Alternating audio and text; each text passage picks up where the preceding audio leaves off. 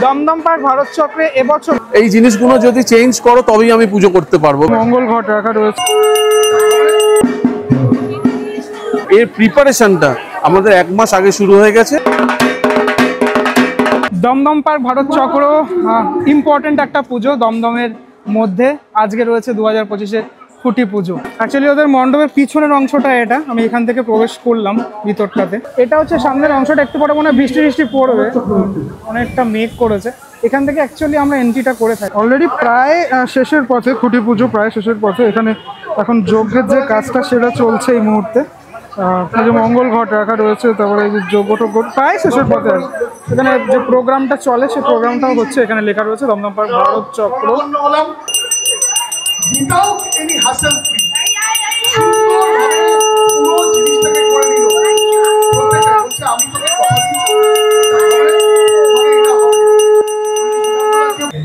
Last year অর্থাৎ 2024 সালে আমরা এখানেই অদিতিদির কাজ দেখেছি। ভীষণ সুন্দর একটি প্যান্ডেল এবং প্রতিমা উপহার দিয়েছিলেন। এখানে সমস্ত ভিভিআইপিরা রয়েছেন। একটু পরেই যে খুঁটি পুজো যে হয়ে গেল আর কি, খুঁটিটা এখানে পোতা হবে ফাইনালি। এখন সেই মুহূর্ত যখন এই যে মঙ্গল খুঁটি সেটাতে মেন যে জায়গাটাতে প্রতিস্থাপন করার কাজ সেটা চলছে এখন।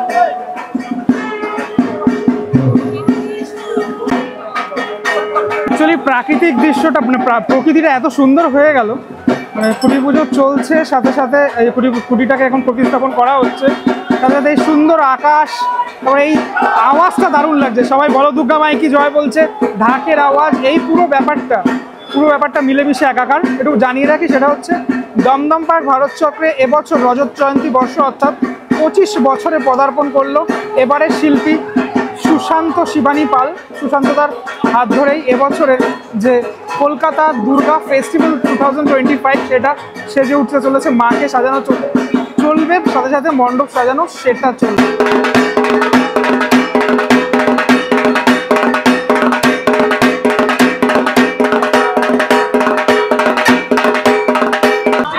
যারা মহিলারা রয়েছেন তারা এখন ছবি তুলছেন, সব সুন্দরভাবে সেজে এসছেন তারা। পুজো যেহেতু পুজোর সাজাটা স্বাভাবিক ব্যাপার, কেননা এটা যেহেতু পুজোরই কাজ সেই জন্যই আর কি। পুরোপুরি হলুদ এবং লাল রঙের কমলা কালারের যে গ্যাদা, সেই গ্যাদা ফুল দিয়ে সাজানো হয়েছে এবং এখানে একদম পুরোপুরি ব্যাপারটাকে শক্ত করে দেওয়া হচ্ছে এখন। 25তম বর্ষে দমদম পার্ক ভারত চক্র, সুশান্ত শিবানী পাল দুটো মানে মিলেমিশে তো একাকার একটা ব্যাপার। প্রথমে জানতে যাবো টিজারের কোনো নাম কি এখনো? না, টিজারের ভেবেছিলাম একটা নাম দেবো, কিন্তু পরশুদিন হঠাৎ মনে হলো যে ওটা নাও হতে পারে, কারণ অনেকগুলো ভাবনা চিন্তা। আমার তো ভাবনা চিন্তাগুলোর কোনো একটা অলিক একটা কল্পনা, হ্যাঁ, এবং সেই কল্পনাটা নিয়ে আমি মাঠে নামি বা কারোর রাস্তায় নামি এবং সেটা কাজটা করতে করতে করতে করতে আরেকটা ধারণায় গিয়ে পরিণত হয়। তো সেই রকমই ভারতচক্র এবারে একটা কি হবে জানি না, তবে একটা অন্যরকম কিছু এমন একটা জিনিস হতে চলেছে যে ভারতচক্রে বিগত 24 বছর ধরে মানুষ এই পুজোটাকে যে পরিধির মধ্যে দেখেছিল, যে চৌহাদ্দির মধ্যে দেখেছিল, তার থেকে একদম অন্যরকম একটা পরিধি এখানে পাবে এবছর মানুষ।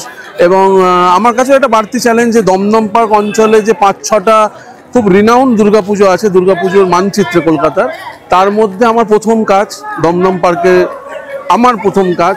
এবং ভারতচক্রের 25 বছর, তাদের একটা বাড়তি চাহিদা, উৎসাহ, আবেগ, সেটাকে কতটা ফুলফিল আমি করতে পারবো জানি না, কিন্তু তাদের ফুলফিলমেন্টের থেকে আমার মনে হয় আমি যখন পুজো করছি, যে আমারও তো একটাই 26 বছরের পুজো জার্নি রয়েছে, এখানে আমারও একটা দায়িত্ব রয়েছে, আমারও একটা দায় রয়েছে কলকাতার দুর্গাপুজোকে নতুন কিছু দেওয়ার, আমাকে নতুন কিছু দেওয়ার। তা সেইটার চেষ্টা করছি। মাঠের কাজ কবে থেকে স্টার্ট হবে, মানে ফিল্ডের কাজ? হ্যাঁ, এটা তো মাঠ নয়, এটা রাস্তায়। হ্যাঁ, এই রাস্তায় কিন্তু বিগত 1 মাস আগে থেকে একটা কাজ অলরেডি শুরু হয়ে গেছে। মানে আমি এসে গত বছর পুজোর সময়, পুজোর শেষে আমি এসেছিলাম, ওনারকম আমাকে নিয়ে এসেছিলেন বিজয় দশমীর পরে, তখন স্ট্রাকচারও ছিল আগের বছরের অদিতির করা মণ্ডপে। তা আমি এসেই না এখানে অনেকগুলো জিনিস ওনাদের বলেছিলাম যে এই জিনিসগুলো যদি চেঞ্জ করো তবেই আমি পুজো করতে পারবো, এবং ওনারা কথা দিয়েছিলেন। এবং বিগত 1 মাস ধরে সেই কর্মযজ্ঞটা এখানে চলেছে, এবং তার ফলেই হয়তো আমি যেটা বলছিলাম যে একটা নতুন চৌহদ্দি আমি এখানে তৈরি করতে পারবো ওই কর্মকাণ্ডটার জন্যে। মানে আজকে হয়তো আমরা খুঁটি পুজো করলাম, কিন্তু এর প্রিপারেশনটা আমাদের 1 মাস আগে শুরু হয়ে গেছে, এবং হয়তো স্ট্রাকচারাল কাজ আমি আগামীকাল থেকে শুরু করবো। অফ টপিকের একটা কথা বলি, যদিও সেটা অন টপিকই। সেটা হচ্ছে শিল্পটা, মানে দুর্গা পুজোর শিল্পটা, সেই শিল্পটার বিবর্তনটা এখন অব্দি কিরকমটা শিল্পী হিসাবে দেখছি? আমার তো দুর্গাপুজো যখন আমি প্রথম শুরু করতে এসেছি, মানে শুরু করেছিলাম 98 সালে, তখন পুজোটাকে একটা ভালো লাগার জায়গা থেকে, যে একটা শিল্প করবার সুযোগ পাচ্ছি সেরম জায়গা থেকে শুরু করেছিলাম। তারপর আস্তে আস্তে আস্তে আস্তে এটা বিবর্তিত হতে হতে পুজো, দুর্গা আমার জীবন এমনভাবে মিশে গেছে এবং আমার শিল্পের ল্যাঙ্গুয়েজটাই দুর্গা হয়ে গেছে, যে আমার কাছে দুর্গা মানে এখন আমার যাপন, দুর্গা মানে আমি, দুর্গা মানে সুশান্ত। সেই জন্যই তো আমার নামের মাঝখানেও দুর্গা আছে। হ্যাঁ, তা আমি দুর্গাকে ছাড়া হয়তো বাঁচতেও পারবো না।